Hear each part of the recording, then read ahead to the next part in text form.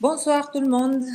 Je m'appelle Wana Garbi et je serai votre hôtesse ce soir à un nouveau webinaire Mes réponses sur la fertilité organisé par la Société européenne de fertilité.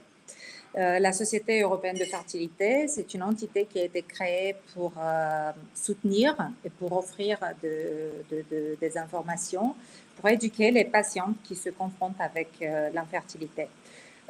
Nous invitons toujours les meilleurs experts dans le domaine et ce soir, nous avons avec nous Claire Bastumiana, conseillère génétique en infertilité, pour justement discuter de l'importance ou la nécessité de rajouter le DPIA à son cycle de FIV.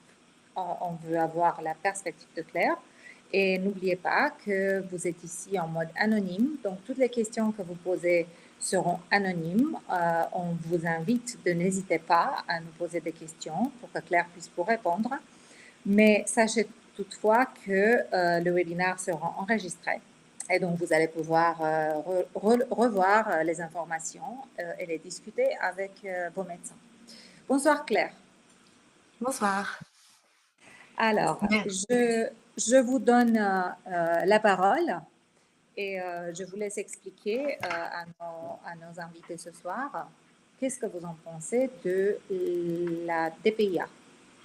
Parfait, merci beaucoup pour l'introduction. Donc effectivement, je suis conseillère en génétique spécialisée dans le domaine de la fertilité depuis les 5 dernières années et je sais que le sujet du diagnostic préimplantatoire est souvent abordé et je voulais juste essayer d'apporter mon point de vue de conseillère en génétique qui peut parfois peut-être différer d'autres points de vue des autres professionnels de la santé. Je sais que cette analyse-là, on va en parler, est pas toujours disponible dans tous les pays en Europe, notamment elle n'est pas forcément disponible en France, mais je pense que c'est quand même important de savoir quelle est cette technologie et qu'est-ce qu'elle peut apporter à votre cycle de fécondation in vitro. Et comme l'a mentionné Oana, bien sûr, si à la fin il y a des questions, ça me fera vraiment plaisir d'y répondre.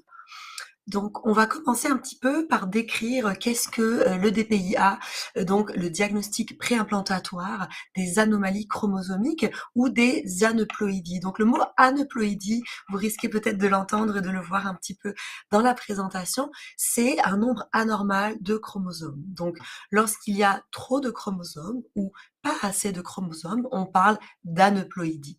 Et donc, le but de cette analyse, le DPIA, c'est un diagnostic sur les embryons fabriqués par fécondation in vitro qui permet de regarder chez ces embryons-là quel est l'embryon ou les embryons qui ont les plus de chances de pouvoir donner une grossesse évolutive et donc de sélectionner les embryons basés sur la présence ou l'absence d'anomalies dans le nombre des chromosomes.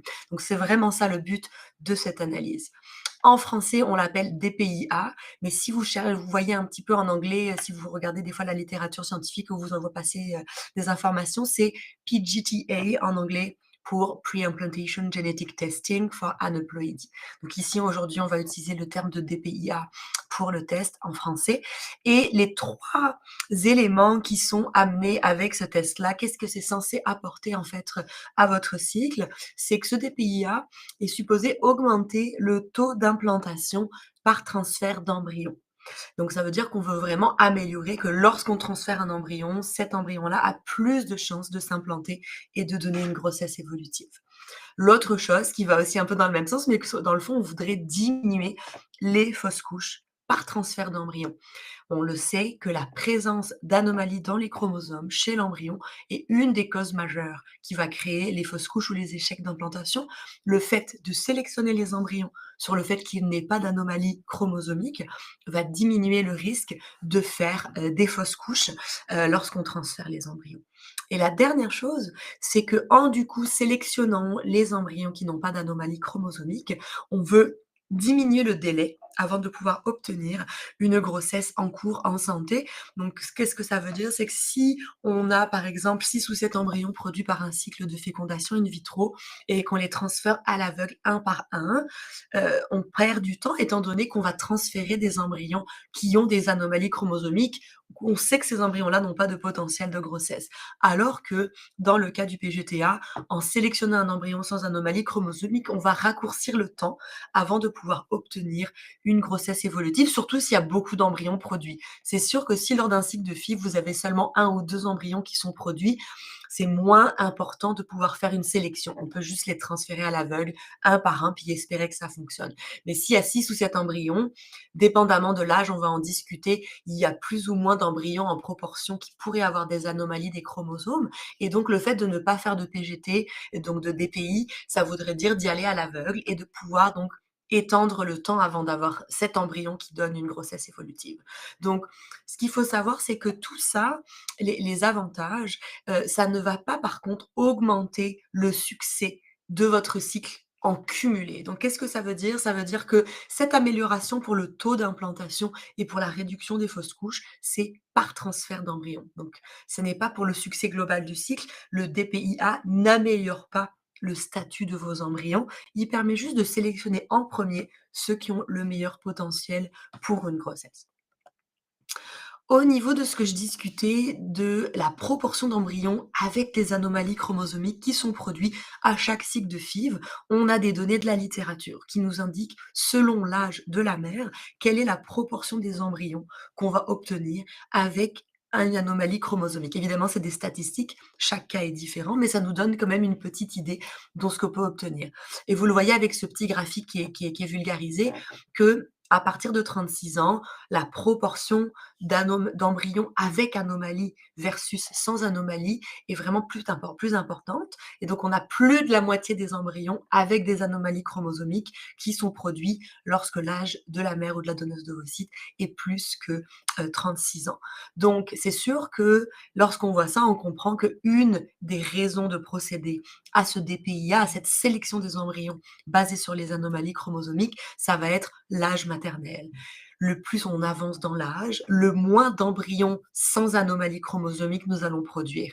Et donc, le plus l'indication d'aller sélectionner ces embryons sans anomalie va être forte. Vous voyez que si on a 30, 32 ans, on va produire plus d'embryons normaux que anormaux. Et donc, du coup, c'est là qu'on se questionne, est-ce que vraiment ça va être nécessaire de faire cette sélection-là?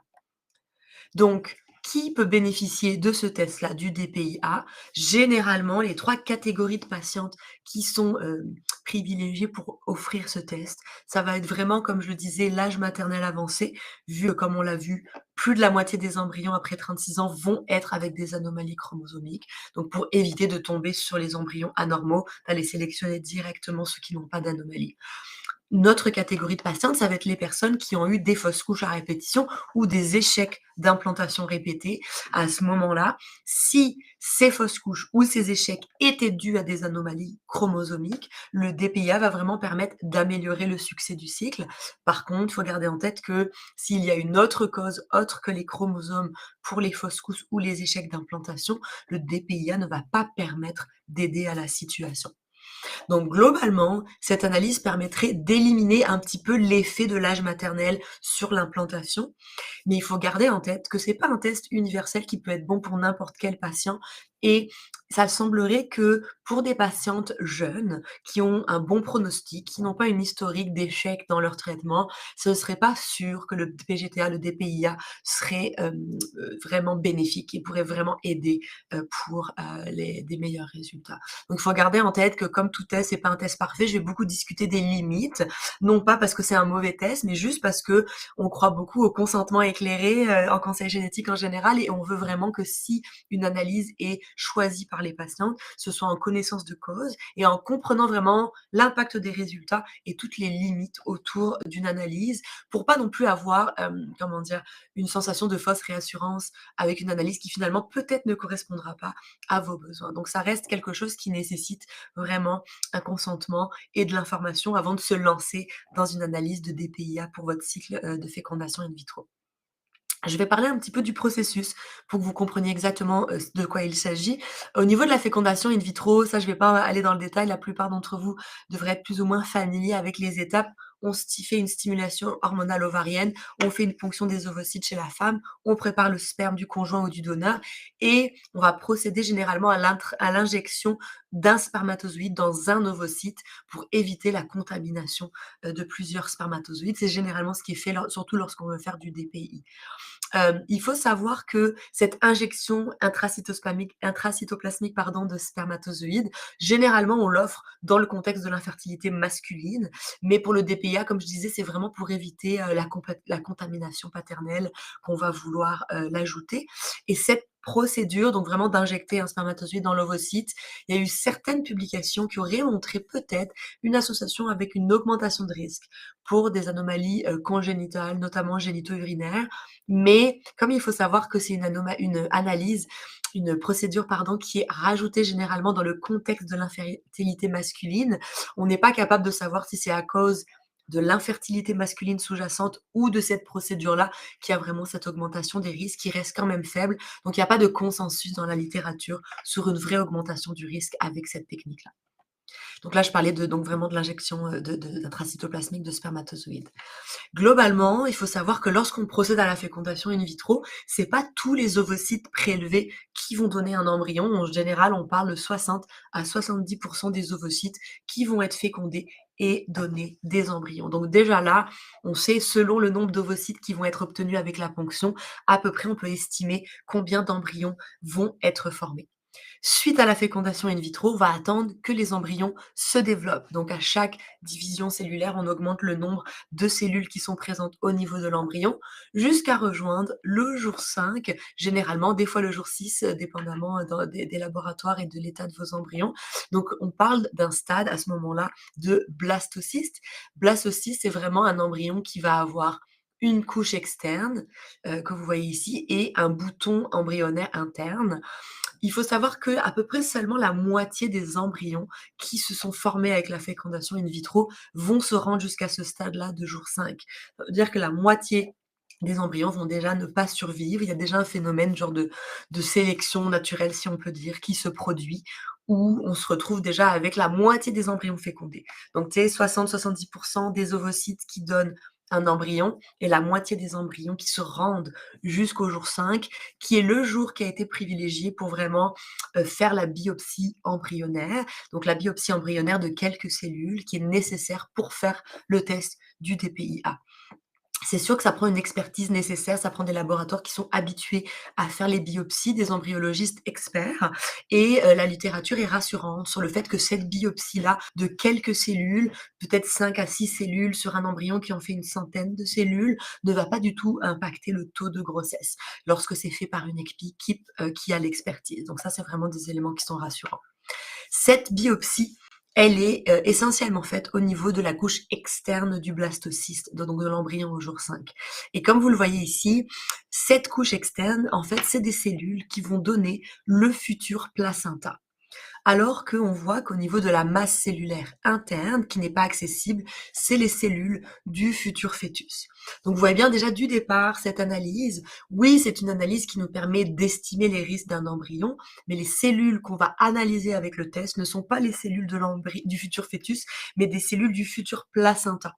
Et même si dans la majorité des cas, les cellules du placenta et les cellules du fœtus ont le même contenu le même nombre de chromosomes, le même contenu de génétique, il peut arriver d'avoir une discordance entre les cellules du placenta et les cellules du fœtus. On appelle ça une mosaïque et je vais discuter un petit peu qu'est-ce que ça a comme un impact sur les résultats du DPIA. Donc du départ, le test de DPIA n'est pas un test fiable à 100% parce que les cellules qu'on prélève ne sont pas les cellules du futur fœtus, mais celles du futur placenta. Ça, c'est quelque chose de très important à garder en tête. Ça fait que ce test-là ne pourra jamais être 100% un diagnostic fiable à cause de ce biais dans la biopsie. Et évidemment, pourquoi on ne va pas aller prélever les cellules du futur fœtus? Vous en doutez probablement, ça veut dire qu'on va trop disrupter l'embryon si on doit aller chercher les cellules du fœtus à l'intérieur. Donc, on prend vraiment les cellules de la couche externe pour pas abîmer l'embryon. Une fois que la biopsie est effectuée, seulement les cellules de la biopsie sont envoyées dans le laboratoire du PGTA et l'embryon va être vitrifié. En attendant les résultats, ça prend généralement 2 à 3 semaines d'obtenir les résultats des biopsies des différents embryons. Il faut savoir aussi ici que dépendamment du nombre d'embryons qui sont produits, qui ont survécu au jour 5, c'est là que vous allez pouvoir prendre votre décision vraiment, est-ce que oui ou non je veux faire le DPIA, parce que des fois, ça vaut pas la peine. S'il y a 1 ou 2 embryons seulement qui sont produits, certaines personnes vont décider de ne pas se lancer dans le test.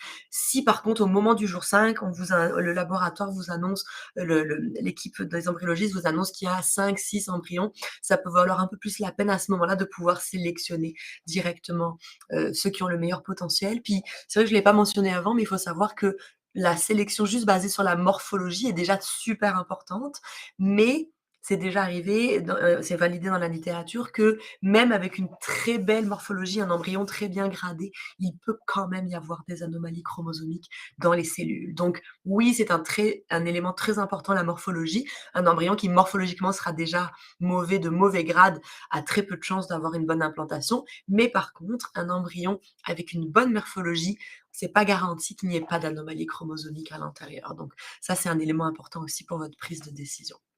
Si on parle maintenant de l'analyse génétique qui est faite sur les cellules de la biopsie de votre embryon, c'est vraiment des techniques qu'on appelle de séquençage nouvelle génération qui sont utilisées. Tout simplement, qu'est-ce que ça va nous dire? Combien on a de copies de chaque chromosome dans les cellules de la biopsie. En règle générale, qu'est-ce qu'on s'attend à voir pour un individu qu'on dit normal? C'est 2 copies chromosomiques. Pour chaque paire de chromosomes, une copie qui vient de la mère biologique, une copie qui vient du père biologique. Cette analyse, le but, c'est tout simplement de voir, est-ce qu'on va avoir bien 2 copies pour chaque chromosome ou est-ce qu'on va avoir plus de chromosomes? Donc si on a une copie chromosomique supplémentaire, on parle alors de trisomie, donc 3 copies au lieu de 2. Si par contre on a des chromosomes manquants, on va parler de monosomie. Donc ça veut dire une copie chromosomique au lieu de 2. Donc dans les 2 cas, plus de chromosomes, moins de chromosomes, on sait que la présence de ces changements dans le nombre de chromosomes peut avoir un effet délétère sur l'implantation, donc causer un échec d'implantation, ou parfois l'implantation fonctionne, l'embryon commence à se développer, mais malheureusement l'anomalie chromosomique va empêcher que la grossesse se continue et va causer une fausse couche. Ça arrive aussi souvent au premier trimestre. Dans certains cas, pour certaines trisomies ou monosomies particulières, on pense bien sûr par exemple à la trisomie 21, la grossesse peut continuer jusqu'au terme avec évidemment, on le sait, des conséquences qui peuvent être des malformations congénitales ou des problèmes de développement selon les trisomies. Donc certaines trisomies vont être compatibles avec le développement d'une grossesse et la naissance d'un enfant, mais avec potentiellement des conséquences donc sur sa santé. Donc le but principal vraiment de cette analyse-là, c'est donc d'aller identifier les anomalies chromosomiques dans les biopsies embryonnaires. Et il faut savoir que parfois, c'est vraiment une copie entière d'un chromosome qui va être manquante ou supplémentaire, mais le test est capable de voir aussi quand il y a des gros morceaux qui manquent. Donc c'est sûr, si c'est trop petit, trop subtil, le test n'est pas capable de le voir. Par contre, si c'est un gros morceau, ça va être visible et à ce moment-là, on parle de trisomie partielle ou de duplication pour un morceau en plus ou de monosomie partielle ou de délétion pour un morceau en moins. Donc c'est ça que l'analyse génétique fait sur les cellules de la biopsie qui sont envoyées dans le laboratoire de DPI. Et je le mentionnais tout à l'heure, à cause du fait que qu'est-ce qu'on analyse, c'est vraiment les cellules externes futur placenta et non les cellules du futur fœtus. Et c'est pas 100% fiable. Et selon les résultats de l'analyse du PGTA, du DPIA, vous allez avoir quand même des recommandations prénatales. Donc ça veut dire que selon le résultat que vous avez, il y aura peut-être des analyses prénatales quand même à faire.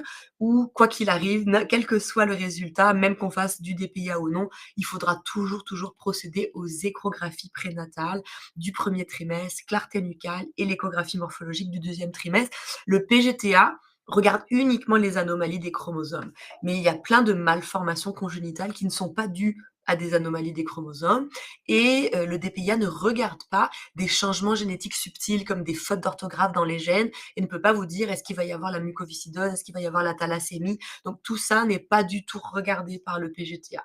Si vous, votre famille, il y a des antécédents de conditions génétiques, comme je disais, mucoviscidose, des dystrophies, maladie du X fragile, qui vous inquiètent, à ce moment-là, il faudrait se faire évaluer en conseil génétique. Il y a des tests qui peuvent être faits de la même manière, où au lieu de regarder les anomalies des chromosomes, on va regarder des changements génétiques spécifiques. Mais c'est pas fait de manière standard. Le PGTA, le DPIA, c'est vraiment un screen global de tous les chromosomes, mais qui ne va pas aller regarder des conditions génétiques particulières. Lorsqu'on pense au DPIA, il y a beaucoup de gens qui pensent que ça va juste nous donner une information oui ou non. Est-ce que oui ou non on peut utiliser l'embryon pour le transfert? Et en fait, il faut juste garder en tête que l'impact du résultat peut être vraiment plus loin que ça. Donc oui, c'est sûr, le DPIA va vous permettre de voir est-ce qu'il y a des bonnes chances que l'embryon donne une grossesse, c'est comme une grossesse évolutive. Mais globalement, il faut savoir que ce résultat-là, il va aussi nous permettre de déterminer l'ordre de priorité, à savoir, si on a plusieurs embryons transférables, lequel on va commencer à utiliser. Et selon le statut du résultat, ça va aussi nous permettre de savoir quelle est la probabilité d'avoir une grossesse après, le transfert. Excusez-moi. Et enfin, la dernière information que ça va nous donner, c'est vraiment des recommandations de dépistage prénatal. Donc en fonction du résultat, on va avoir différents types de recommandations. Donc le résultat du PGTA, c'est pas quelque chose de direct. Là, ça a comme plusieurs aspects, puis ça reprend en général un conseil génétique vraiment pour bien déterminer quel est l'embryon que je veux utiliser en premier et quels sont les impacts de chaque résultat et évidemment les limites, du test comme je le mentionnais. Donc, je vais passer maintenant aux différents types de résultats. Les différents types de résultats, ici, il y en a 3 différents, mais il y en a un quatrième. Juste pour commencer par celui-ci, le quatrième résultat, c'est vraiment inconclusif, pas de résultat. Donc dans certains cas, il y a des problèmes techniques ou de la qualité de l'ADN prélevé qui fait qu'on n'a juste pas de résultat. À ce moment-là, cet embryon-là va être transférable et l'estimation, du taux de grossesse avec cet embryon va dépendre de l'âge maternel uniquement, comme si on n'avait pas fait le DPIA. Les 3 autres résultats possibles, c'est un embryon qu'on appelle euploïde. Euploïde, ça veut dire avec le bon nombre de chromosomes, donc 2 chromosomes par paire. Aneuploïde, ça veut dire qu'il y a un nombre anormal de chromosomes par paire. Et un résultat beaucoup plus compliqué que je vais un tout petit peu discuter maintenant, qui n'est pas rapporté par tous les laboratoires de DPIA. Donc ça dépend vraiment du type de laboratoire, puis ça fait partie des questions à poser à votre clinique si c'est une clinique qui l'offre. C'est le statut de embryon ou de biopsie, en tout cas mosaïque. Et comme vous voyez, j'ai mis des petits pourcentages en fait, pour chaque catégorie. C'est que chaque laboratoire va avoir un seuil pour dénommer, la biopsie embryonnaire d'une certaine manière et donc on est capable d'appeler un embryon euploïde normal si on trouve moins que 20 à 30 des cellules du contenu de l'ADN qui est normal. Si on trouve plus que 70 à 80 de l'ADN, anormal, à ce moment-là, on le catégorise comme embryon qui a une biopsie anormale qui sera généralement non transférable. Pourquoi on dit que c'est non transférable? C'est tout simplement parce qu'il y a un risque très élevé d'avoir une fausse couche ou un échec d'implantation, un risque d'avoir un enfant atteint de la trisomie ou de la monosomie en question si c'est viable et donc ces embryons-là, on parle peut-être 1 de possibilité qu'ils puissent donner une grossesse, donc c'est estimé trop faible pour prendre le risque de les transférer dans la majorité des cliniques, mais une fois de plus, c'est clinique dépendant. Les embryons euploïdes, vous l'avez compris, c'est ceux qu'on veut prioriser pour le transfert. Un transfert de ces embryons-là, ça a vraiment les meilleurs taux de grossesse. On parle, selon les cliniques, une fois de plus, les chiffres peuvent changer, mais ça peut être entre 50 70 de taux de grossesse, dépendamment des taux des cliniques. Donc des bonnes chances d'obtenir une grossesse évolutive, mais pas à 100 c'est jamais du 100. Premièrement, parce que le PGTA, le DPIA peut se tromper, comme on l'a dit, il peut y avoir une discordance et des résultats faux négatifs ou faux positifs, mais aussi parce que parfois, les échecs d'implantation sont dus à d'autres causes que la génétique, comme des causes au niveau de l'endomètre, donc de l'utérus, ou des causes hormonales ou immunologiques. Donc c'est sûr que ces embryons-là, c'est ceux qui sont à prioriser, mais parfois, dans certains cycles, on n'obtient aucun embryon normal, on obtient soit que des embryons anormaux, soit parfois ce qu'on appelle donc les embryons mosaïques, où là, on a entre 30 et 70 de l'ADN avec des anomalies, mais on a donc le reste de l'ADN qui est normal. Donc, on a vraiment un mélange, c'est pour ça qu'on appelle mosaïque, entre des cellules avec un nombre de chromosomes normal et des cellules avec un nombre de chromosomes anormal. Et ce concept-là du mosaïcisme, désolée, il y a une faute d'orthographe, c'est mosaïcisme. Dans le fond, c'est vraiment ça, un mélange de cellules euploïdes et aneuploïdes. Et il faut savoir que c'est vraiment normal, c'est vraiment un phénomène physiologique d'avoir un mélange de cellules avec différents, contenus, au niveau de la génétique et que c'est une des causes principales qui peut faire des discordances dans les résultats du DPIA, à savoir des faux positifs. Donc faux positifs, c'est si on vous dit: «Ah non, finalement, cet embryon n'est pas transférable, il y a une anomalie», alors que finalement l'anomalie n'aurait pas été présente chez le fœtus. Donc ça peut vous faire ne pas utiliser un embryon qui aurait pu être utilisé. Ça, c'est vraiment une limite du test. Et faux négatif, dans l'autre sens, ça peut être le fait qu'on vous dise: «Tel embryon n'a pas d'anomalie, vous pouvez le transférer», mais finalement, il y avait quand même une anomalie présente au niveau des cellules de fœtus et du coup, une possibilité d'avoir une grossesse anormale ou une fausse couche liée aux anomalies chromosomiques. Ce qui est, de plus en plus étudié dans la littérature, c'est vraiment la capacité des embryons dits mosaïques à pouvoir, se développer normalement. Et ce qui a été vu, c'est que selon le pourcentage de mosaïques, donc la proportion entre les cellules normales et anormales, il pourrait y avoir un phénomène qui fait que si on a assez de bonnes cellules, ça pourrait compenser la présence des mauvaises cellules, si je schématise vraiment simplement, et que donc les anomalies chromosomiques des mauvaises cellules, ces cellules-là vont moins bien se diviser alors que les cellules normales vont plus se diviser puis comme compenser les cellules anormales. Globalement, qu'est-ce que ça veut dire? Ça veut dire qu'un embryon qu'on identifie comme mosaïque est souvent finalement euploïde, donc normal au niveau des cellules du fœtus, surtout lorsqu'il s'agit d'une mosaïque faible, c'est-à-dire de pas beaucoup de cellules anormales avec une grande proportion de cellules normales. Globalement, ce qu'il y a à retenir, c'est qu'un embryon mosaïque, surtout un embryon mosaïque faible, ne devrait pas être détruit sans un conseil génétique spécifique à vos résultats et surtout tant que vous n'avez pas décidé que votre famille est terminée. Si vous voulez plusieurs enfants, que vous avez un euploïde et un mosaïque, attendez de voir comment ça se passe avec votre euploïde, gardez votre mosaïque, la recherche évolue énormément sur ces embryons-là, beaucoup d'études qui ont été faites.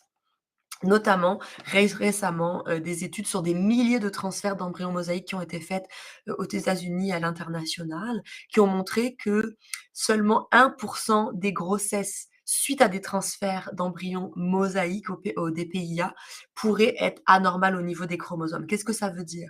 Ça veut dire que si on transfère un embryon qui est identifié comme mosaïque au DPIA et qu'on tombe enceinte, si on fait une amniosynthèse pour vérifier qu'il n'y a pas d'anomalie chromosomique au niveau de la grossesse, dans 99 des cas, la grossesse n'a pas d'anomalie chromosomique en lien avec la mosaïque identifiée au DPIA. Ça veut dire qu'on a juste 1 de risque et certaines femmes vont décider de ne pas faire la myosynthèse, étant donné que c'est des grossesses souvent qui sont précieuses et qu'il y a un risque de fausse couche, mais d'autres personnes vont vouloir réduire leur risque pour ce 1 là et faire un test prénatal pour s'assurer de l'absence des anomalies. Donc ça, c'est vraiment une recommandation spécifique de dépistage diagnostic prénatal qui est discutée spécifiquement avec ces résultats d'embryons mosaïques. Les études, par contre, une fois que les enfants sont nés, sont vraiment très optimistes et disent que là, il y a des suivis qui ont été faits à 3 ans de vie, donc d'enfants qui sont nés suite à une identification, d'une mosaïque au, DPIA et qui montrent qu'il n'y a pas de variation dans leur santé en général, dans les anomalies, les maladies chroniques et cetera. Donc c'est sûr que c'est des éléments qui sont vraiment, rassurants et les recherches sont de plus en plus nombreuses par rapport à cette partie-là. Il faut savoir quand même pour garder un petit peu, du recul et relativiser que pendant des dizaines et des dizaines d'années et encore dans plein d'endroits dans le monde, la fécondation in vitro et le transfert d'embryons est faite sans DPIA, tu sais, dans la grande majorité des cas et que sans le savoir, on transfère régulièrement des embryons qui pourraient avoir un nombre anormal de chromosomes, d'accord? Donc c'est très fréquent. Si vous avez fait déjà plusieurs cycles de FIV, c'est possible que vous ayez transféré des embryons mosaïques sans le savoir. C'est juste que là, quand on fait ces analyses de DPIA, on peut donc révéler certaines choses et donc ça prend vraiment, l'interprétation des résultats par un spécialiste en génétique pour vraiment être capable d'en comprendre les limites. Là, je vous donne une explication très globale, mais il y a beaucoup d'autres petits détails qui peuvent être apportés dépendamment du pourcentage, de quels chromosomes sont impliqués et cetera. Donc là, on a discuté déjà tout à l'heure des taux de grossesse associés selon les embryons. C'est spécifique un peu à chaque clinique et à chaque type d'anomalie qui est visible. Et une fois de plus, je voudrais juste vraiment vous donner un petit peu, comment dire, il faut questionner là, le laboratoire utilisé pour votre DPIA, si la clinique que vous utilisez propose le DPIA, pour savoir exactement, OK, j'ai reçu un résultat anormal, qu'est-ce que ça signifie? Certaines fois, certains médecins, c'est pas le cas de tous bien sûr, certains médecins vont juste vous dire: «Ah ben vous avez des embryons anormaux». Mais embryon anormal, selon le laboratoire utilisé, selon le seuil utilisé, ça pourrait vouloir dire: «On n'a pas de résultat», ça pourrait vouloir dire un résultat chaotique où on voit 6 ou plus anomalies, ça pourrait vouloir dire un résultat en mosaïque, ça pourrait vouloir dire qu'il y a une anomalie chromosomique avec seulement un segment qui est manquant ou un chromosome entier. Donc il y a beaucoup, beaucoup plus de subtilité et de nuances. Puis c'est vraiment important que vous puissiez poser les questions à votre professionnel de santé qui vous suit pour bien comprendre, tu sais, l'impact de ces résultats sur, les taux de grossesse par la suite. Une fois qu'on a reçu les résultats, donc généralement, c'est un rapport qui est reçu à votre clinique, vous discutez avec votre médecin. N'hésitez pas à demander un conseil génétique si vous avez des hésitations, si vous voulez mieux comprendre l'impact de vos résultats, c'est vraiment important. Par la suite, une fois que l'embryon est sélectionné, donc le meilleur embryon, en espérant qu'il y en ait un, tu sais, petite parenthèse à part, malheureusement, dans certains cycles, vous le savez probablement, mais il n'y a aucun embryon qui peut être transféré. Et à ce moment-là, ça va être juste de voir est-ce qu'on veut refaire un autre cycle ou changer certains paramètres. Si on a au moins un embryon qui est transférable après évaluation par l'équipe clinique, les embryons donc vont être en général transférés un par un selon les recommandations des cliniques et vont être décongelés un par un. Il faut savoir quand on décongèle un embryon, il y a quand même une possibilité de perte de l'embryon d'environ 5% des cas. Mais 95% des embryons vont survivre. Et si une grossesse est évolutive suite à ça, c'est là qu'on va avoir des recommandations prénatales selon le statut de l'embryon qui est transféré. Donc si on transfère un embryon euploïde identifié comme normal, c'est sûr qu'on recommande toujours de faire les échographies avec la clarté nucale, l'échographie morphologique. Mais dans ce cas-là, on va vraiment déconseiller de faire les dépistages prénataux avec les marqueurs sériques, donc les prises de sang avec le dépistage biochimique, parce que ce dépistage biochimique, il est moins bon que le DPIA en termes de détection. Donc du coup, il n'y a pas vraiment d'indication de faire un test moins bon que ce qui a déjà été fait, parce que ça augmente le risque de faux positifs. Par contre, si vous voulez procéder à un test d'ADN fœtal non invasif, ils ont un taux de détection à peu près similaire au PGTA. Donc, c'est pas nécessaire de le faire parce que le PGTA a déjà screené, dépisté pour ça, mais c'est possible de le faire. C'est un taux de détection similaire. Après le transfert d'un embryon identifié comme mosaïque, par contre, il va y avoir, comme je le mentionnais, la disponibilité de faire une amyosynthèse pour cibler les anomalies qui sont vues dans la mosaïque à cause du 1% de risque qui a été rapporté dans la littérature. Donc ça, c'est les grandes lignes. Évidemment, à chaque cas de figure, il peut y avoir d'autres discussions qui sont nécessaires. Ici, je vous ai fait une slide, il y a beaucoup de texte, mais vous allez avoir accès à la présentation, tu sais, comme vous pouvez comme ça les relire tranquillement. Mais il faut savoir qu'il y a donc différentes limites avec cette analyse du DPIA que je viens de vous discuter. Comme je le disais premièrement, ça n'améliore pas le succès cumulatif du cycle. Ça n'impacte que le taux d'implantation par transfert d'embryon et donc ça accélère dans le fond l'accès aux meilleurs embryons. Deuxième chose, donc ça ne garantit pas que vous allez avoir des embryons à transférer. Parfois, malheureusement, on identifie que tous les embryons sont anormaux. Ça ne pourrait avoir aucun bienfait, voire retarder votre grossesse, voire détruire des embryons viables. Ça, pourquoi je le mentionne, c'est parce que si une patiente jeune qui a beaucoup d'embryons, en proportion, on pense que beaucoup d'embryons pourraient être transférables puis euploïdes, fait le PGTA, le DPIA, et qu'on a des anomalies identifiées, et que ces anomalies-là peut-être sont en mosaïque et que c'est peut-être un faux positif, à ce moment-là, ça pourrait faire qu'on détruit des embryons qu'on aurait sinon transférés sans problème. Et en plus, ça peut retarder la grossesse au sens où certaines personnes veulent faire des transferts frais et le DPIA ne permet pas de faire des transferts frais. Donc ça, c'est vraiment une décision clinique à prendre avec votre médecin qui vous suit en fertilité et éventuellement avec nos services de conseil génétique pour discuter plus en détail de votre situation spécifique, de vos antécédents, etc.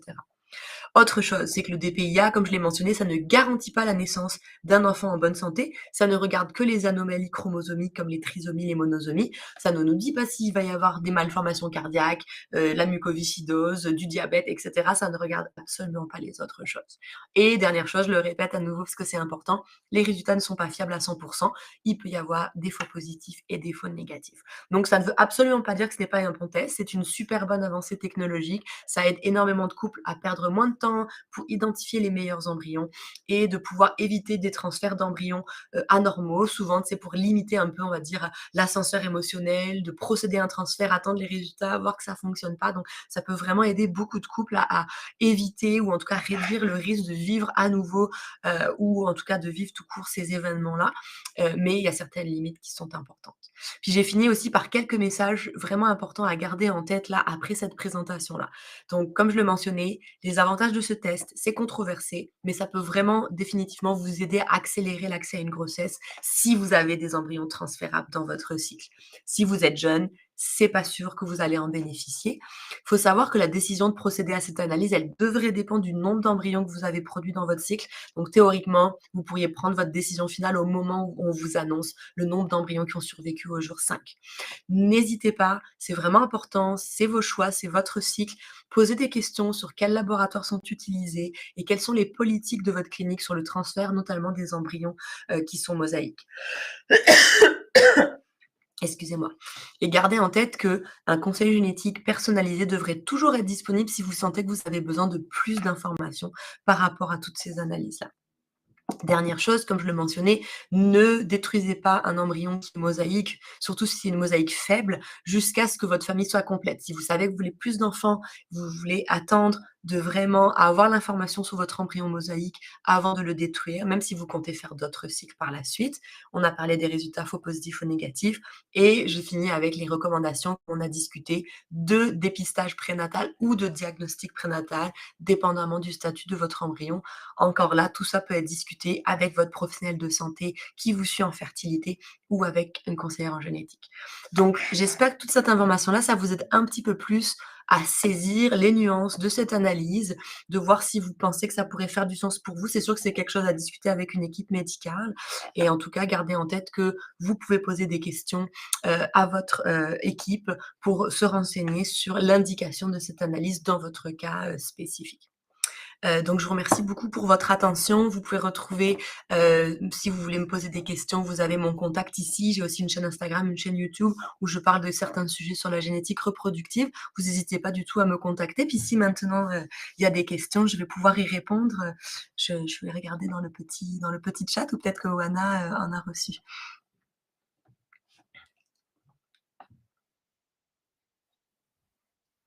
Je vais publier tout de suite. 2 secondes. Alors,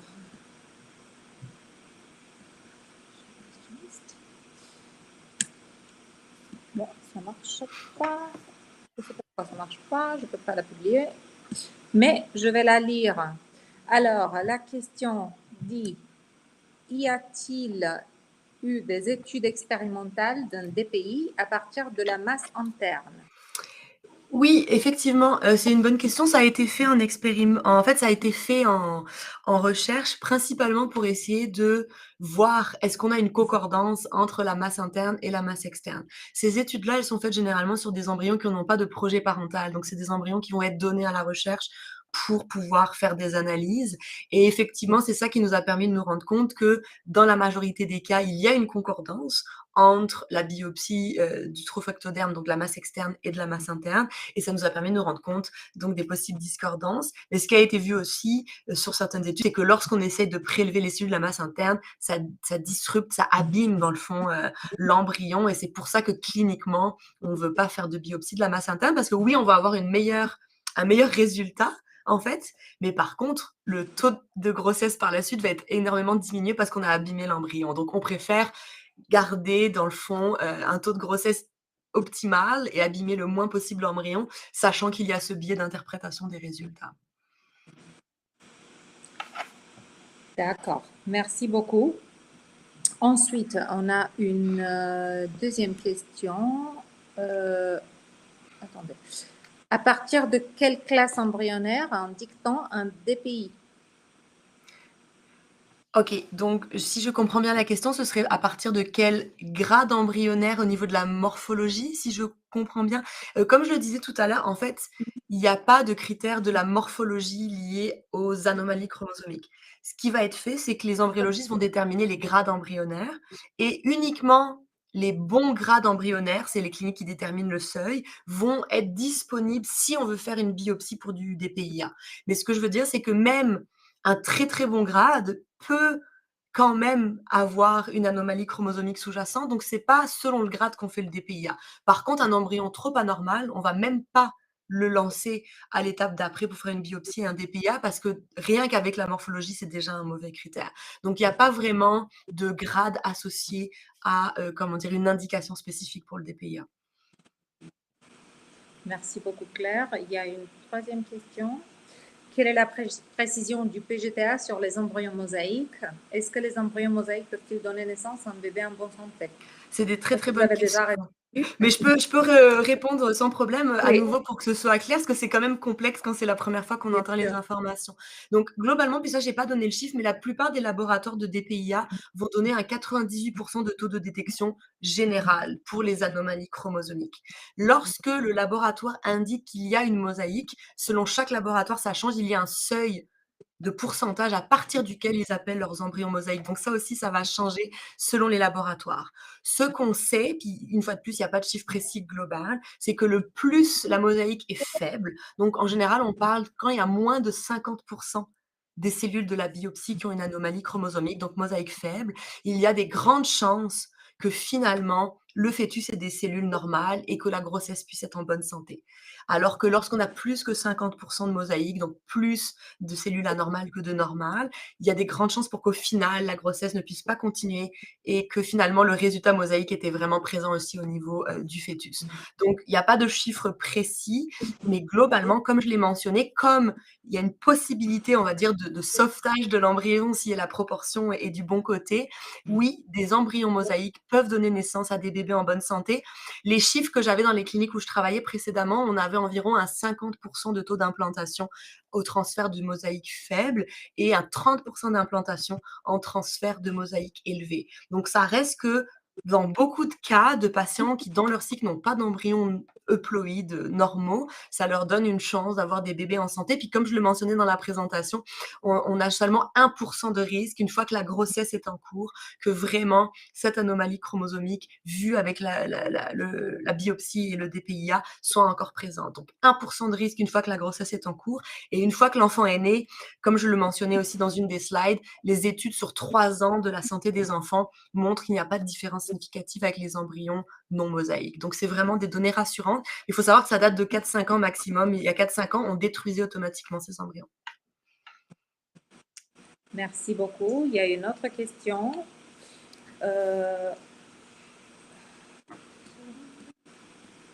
Alors, est-ce que la PGTA est toujours effectuée automatiquement après 40 ans ou laissée à la décision de la femme? Est-il nécessaire de le demander ou est-il recommandé?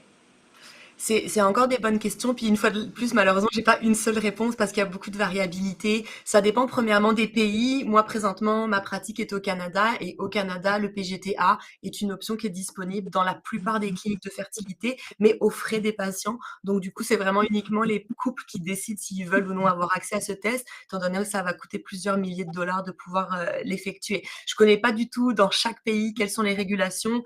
De ce que j'en avais compris, en France, il n'était pas disponible pour le moment et dépendamment des pays d'Europe, je suppose qu'il y a vraiment des variabilités où je ne connais pas les détails de chaque chose. Mais globalement, de notre côté, comment ça se passe, c'est qu'on va vraiment toujours laisser la décision au couple en indiquant que après un certain âge, voici la proportion. Tu sais, après 40 ans, on parle de moins de 30 des embryons produits qui n'ont pas d'anomalie chromosomique. Donc, tu sais, juste statistiquement, ça a l'air de faire du sens.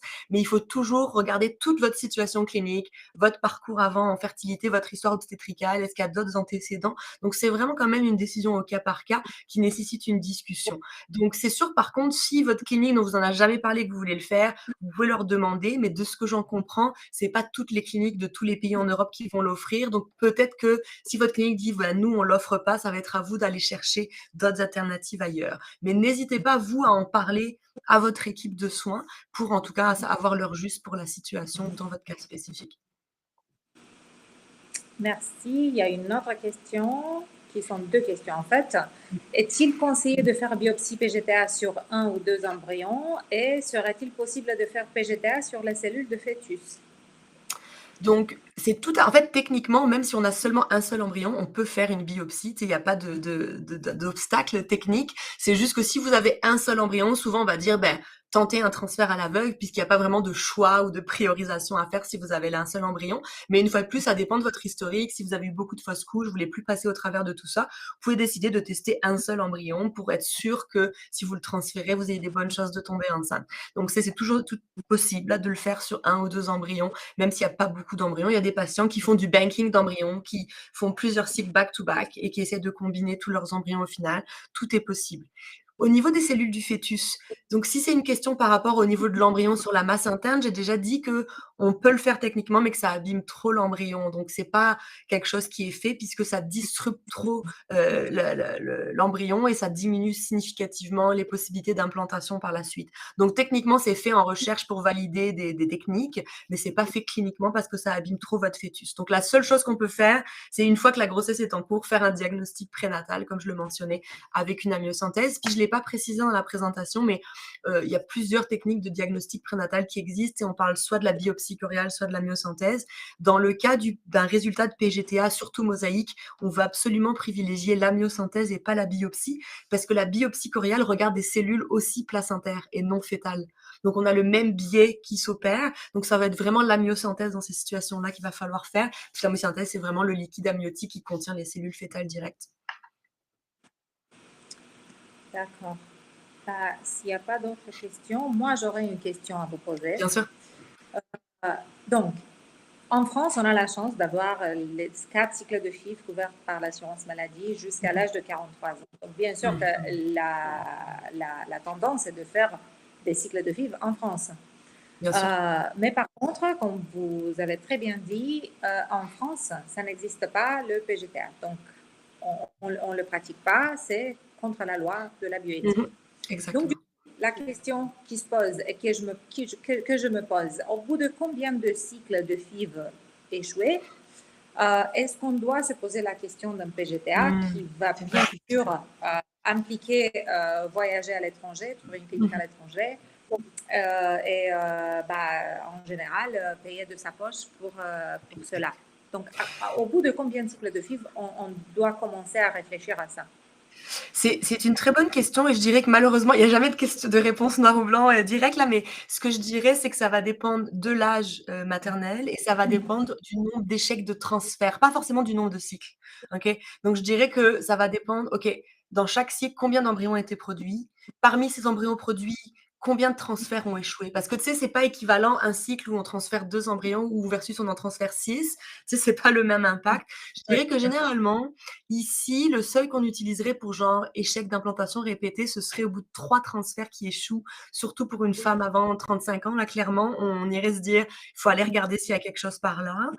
Pour une femme plus âgée, il y a aussi le fait que plus on attend, plus on diminue donc notre réserve ovarienne et plus on augmente le risque d'avoir des embryons anormaux au niveau des chromosomes. Donc, je dirais que à partir d'un certain âge, j'irai plus vite au PGTA pour perdre moins de temps, comment dire, tu sais, de pas attendre plusieurs cycles avant de s'y rendre, puisqu'on sait que la réserve diminue. Donc, vraiment à considérer le nombre d'échecs de transfert, pas forcément le nombre de cycles, et l'âge maternel, ce seraient les 2 éléments que je considérais. Merci beaucoup, Claire. C'est très utile. Je ne vois pas d'autres questions par contre. Et donc, du coup, je voudrais juste dire, vous dire merci et au revoir. Et rappeler à nos participantes qu'elles peuvent revoir la présentation et le webinaire en ligne. Oups. Non, pas une autre question, mais par contre un autre remerciement. Merci infiniment, excellente panéliste, je suis d'accord. Merci beaucoup, c'est très apprécié. N'hésitez pas à m'écrire si vous avez des questions, ça me fera plaisir. Merci beaucoup Claire, merci à tout le monde et à très bientôt. Au revoir. Parfait, bonne journée, au revoir.